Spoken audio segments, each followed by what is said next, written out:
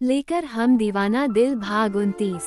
प्रवर्धन जी का विला। इस वक्त सिया और रोहन प्रवर्धन जी के साथ उनके विला के सामने खड़े हुए थे। सिया खुशी से चहकते हुए बोली, दादाजी आपका घर तो बहुत ही सुंदर है, बिल्कुल सम्राट जी के घर की तरह। सिया की बात सुनकर प्रवर्धन जी और रोहन दोनों के ही चेहरे पर मुस्कान आ जाती है। सिया के मुंह से सम्राट का नाम सुनकर, लेकिन सिया को जब एहसास होता है कि उसने अभी अभी सम्राट का नाम लिया है तो सिया झेप जाती है। लेकिन फिर सिया बात को बदलते हुए बोली, दादाजी हम यहाँ घर के बाहर काहे खड़े हैं, चलिए ना हम घर के अंदर चलते हैं।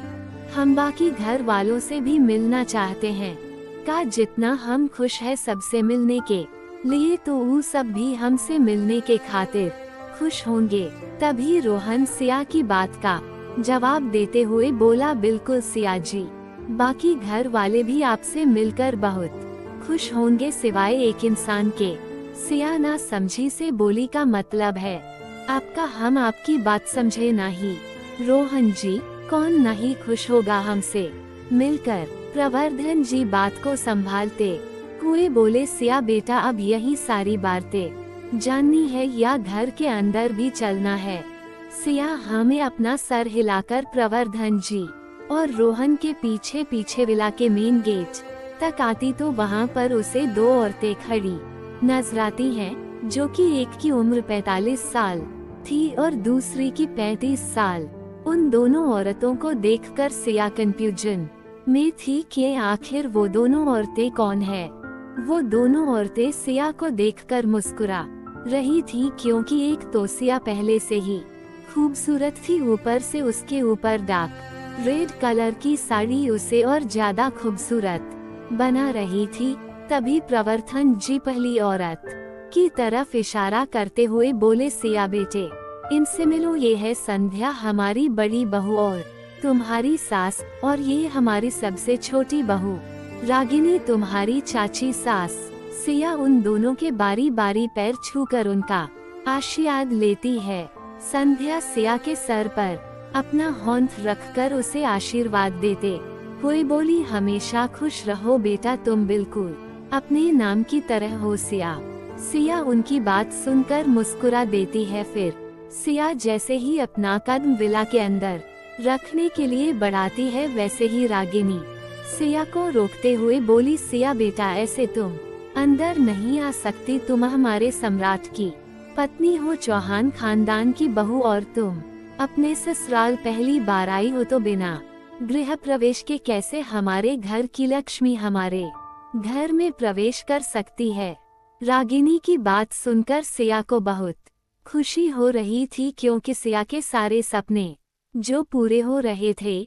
सिया ने यही तो चाहा था कि ससुराल में सभी उसका सम्मान के। संध्या और रागिनी दोनों मिलकर पूरी रीति रिवाज से सिया का चौहान विला में गृह प्रवेश कराती हैं। सिया को विला के अंदर आकर अब असली ससुराल वाली फीलिंग आ रही थी। सिया सबके साथ चलते हुए जैसे ही हॉल में आती है तो उसे कुछ और लोग हॉल में खड़े हुए नजर आते हैं, जिनमें से दो सम्राट के चाचा थे।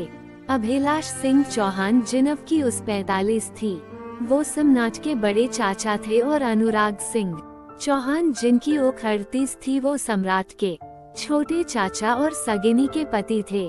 सम्राट के पापा उसके बचपन में ही चल बसे थे। सिया अभिलाष और अनुराग का आशीर्वाद लेती है। उन दोनों के पास एक 40 साल की औरत खड़ी हुई थी, जो सिया की खूबसूरती देखकर उससे जल रही थी। ये औरत कोई और नहीं बल्कि अभिलाष की पत्नी छाया थी। सिया छाया का भी आशीर्वाद लेती है। तभी छाया एटीट्यूड से अपना मुंह बनाते हुए सिया से बोली, तो तुम हो सिया, देखने में तो ठीक ठाक ही हो, लेकिन हमारे सम्राट की बराबरी नहीं कर सकती। तुम हमारा सम्राट इतना हैंडसम है, हर एक लड़की उस पर मर मिटती है।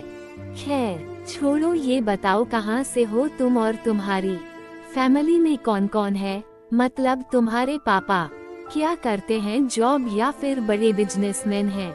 तभी प्रवर्धन जी छाया पर बिगड़ते हुए बोले, छाया बहू, ये क्या तरीका है नई बहू से बात करने का? भूलो मत, सिया सम्राट की बीवी है, और अगर सम्राट को ये बात पता चली कि तुमने सिया से क्या बोला है तो तुम सम्राट को अच्छे से जानती हो। सम्राट का नाम सुनकर छाया डर जाती है, लेकिन सिया प्रवर्धन जी से बोली, दादाजी, जब बड़की चाची जी हमसे सवाल कर ही दी हैं तो हमारा भी फर्ज बनता है इनको जवाब देने का। सिया छाया को देखकर ही समझ गई थी कि वो अच्छी औरत नहीं है।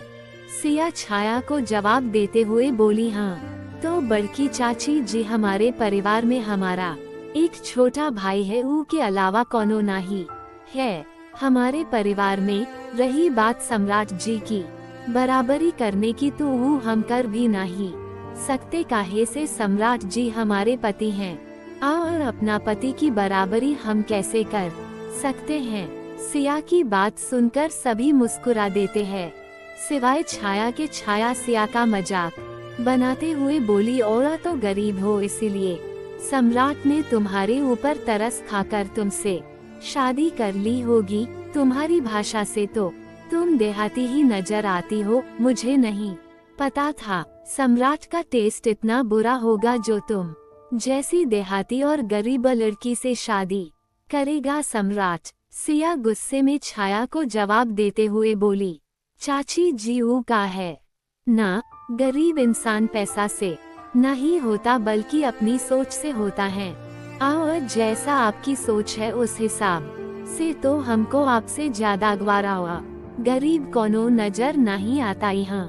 हाँ है, हम गांव के पटना जिला में गांव है हमारा, और हमको गर्व है इस बात पर कि हम गांव के हैं, काहे से हमारा सोच आप जैसा छोटा नहीं है। इतना बड़का घर में रहकर भी आपका सोच बहुत ही छोटा है चाची जी। रही बात सम्राट जी की, तो वो हमसे काहे ब्याह करे, आप खुद ही काहे नहीं सम्राट जी से पूछ लेती, वो आपको बताएंगे अच्छे से। सिया की बात सुनकर छाया गुस्से में भर जाती है। छाया सिया पर अपना होंठ उठाकर बोल, यू गवार, तुम्हारी हिम्मत कैसे हुई, तुम मुझे गवार और गरीब बोल रही हो।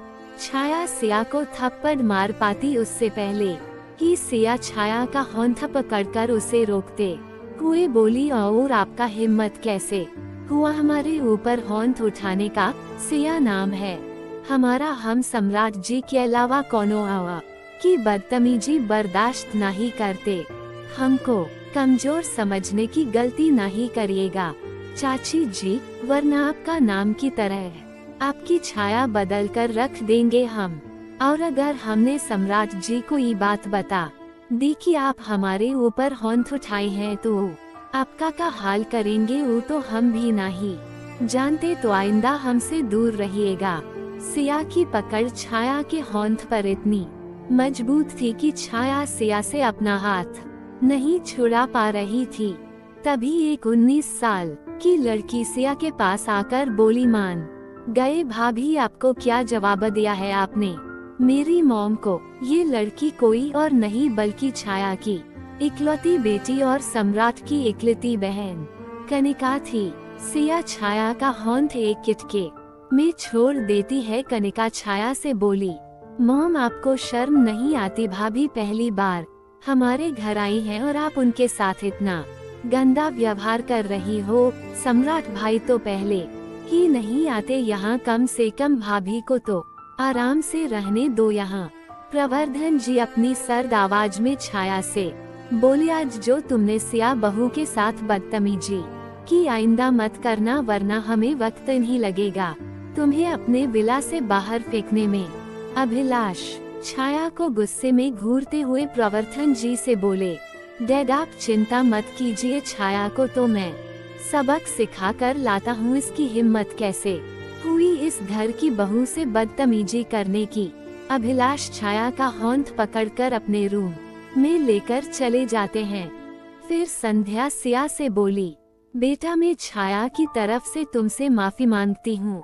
तुम पहली बार यहाँ आए और आते ही छाया ने तुम्हारे साथ बदतमीज कर दी। सिया संध्या से बोली, माँ जी आप परेशान नाही होरी काहे से, गलती आपका नाही है तो आप हमसे माफ़ी नाही मांगिए, गलती तो बड़की चाची जी का है जिनको जवाब दे दिए हम।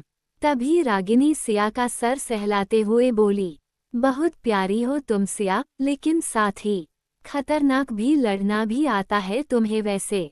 अच्छा सबक सिखाया तुमने छाया दीदी को। तभी संध्या बात को बदलते हुए बोली, सिया बेटा तुम थक गई होगी, जाओ जाकर अपने रूम में आराम कर लो। कनिका सिया का होंठ पकड़कर बोली, भाभी आप मेरे साथ चलिए, मैं आपको सम्राट भाई के रूम में लेकर चलती हूँ। सिया कनिका के साथ सम्राट के रूम की तरफ चली जाती है। रोहन सिया को जाता हुआ देखकर संध्या और रागिनी से बोला, सो बड़ी मामी छोटी मामी मजा आया। छाया मामी की इंसल्ट देखकर बहुत छाया मामी ने राज्य कर लिया आप दोनों मामियों के ऊपर। अब बारी उनकी है आसमान से नीचे आने की, क्योंकि सिया जी जब सम्राट भाई जैसे डेविल इंसान की नाक में दम कर सकती है, तो फिर छाया मामी क्या चीज है सिया जी के लिए। संध्या रोहन पर झूठा गुस्सा करते हुए बोली, तुम मेरी बहू की बुराई कर रहे हो।